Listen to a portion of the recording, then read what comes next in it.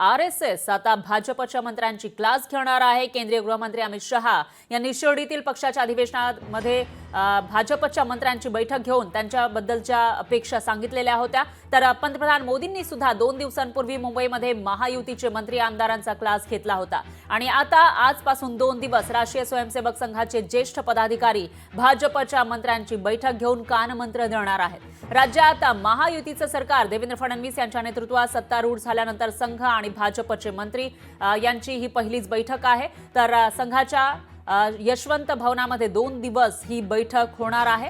तर स्थानिक स्वराज्य संस्थांच्या निवडणुका लक्षात घेता याबाबत देखील आजच्या या बैठकीमध्ये कामाची रूपरेषा ठरवली जाईल आणि संघाकडून नेमका कशा पद्धतीने सूचना दिल्या जातात, काय कानमंत्र भाजपच्या मंत्र्यांना दिला जातो याकडे लक्ष असेल।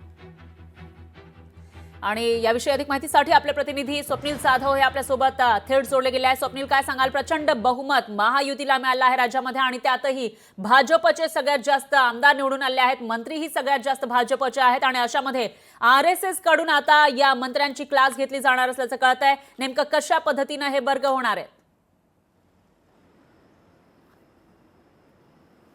निश्चितच संघाकडून भाजपच्या मंत्र्यांना कानमंत्र देण्यात येणार आहे। ज्याप्रमाणे विधानसभा निवडणुकीमध्ये बहुमत मिळालं, संघाकडून जी कामगिरी झाली होती, जे आयोजन नियोजन संघाचं होतं त्याप्रमाणे खरं तर सगळ्या गोष्टी घडल्या आणि बहुमत हे कुठेतरी भाजपला महायुतीला मिळालं। यानंतर संघाच्या कामगिरीचं कौतुक सुद्धा झालंय। मात्र आगामी स्थानिक स्वराज्य संस्थांच्या निवडणुका लक्षात घेता पुन्हा भाजप कशी सत्तेमध्येच राहील आणि सर्वाधिक जागा कशी जिंकेल या दृष्टीने आज चर्चा होणार आहे। प्रमुख अजेंडा संघाचा आज असेल। या बैठकीमध्ये 2 दिवस खरं तर ही बैठक चालणार आहे। प्रत्येक जे मंत्री आहेत त्यांच्याकडून सुद्धा या ठिकाणी जे मार्गदर्शन आहे ते करून घेण्यात येईल। मात्र जे काही आयडिया असतील या सर्व आयडियांवरती सखोल चर्चा होणार आहे। संघाकडून कोणकोणत्या गोष्टी प्रमुख गोष्टी ज्या असतील त्या भाजपच्या मंत्र्यांना सांगण्यात येतात हे पाहणं महत्त्वाचं आहे। मात्र त्याच्यानुसार अंमलबजावणी करणं हे सुद्धा संघाकडून आणि भाजपच्या मंत्र्यांकडून करून घेण्यात येणार असल्याचं सांगण्यात येत आहे। याच दृष्टीने खरं तर स्थानिक स्वराज्य संस्थांच्या निवडणुका आहेत त्याच्यामध्ये सर्वाधिक जागा मिळवण्यासाठी जी आज 2 दिवसांमध्ये रणनीती आहे ते आखण्यात येणार असल्याची माहिती समोर येते।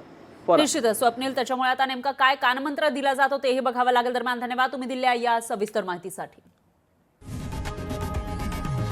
लोकशाही मराठी ऐका, पहा, जागरूक रहा।